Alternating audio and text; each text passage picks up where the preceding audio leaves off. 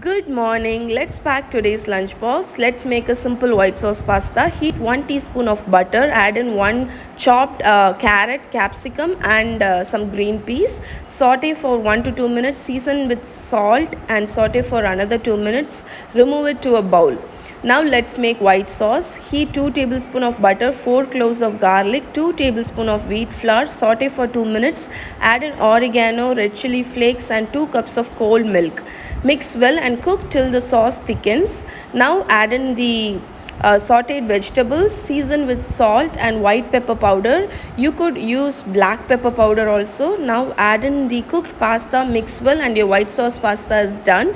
Now let's pack the lunchbox. So in this container I'm using white sauce pasta, garlic roll, carrot, and for snacks box it is tapioca chips. Hope you like this video. See you tomorrow. Bye bye.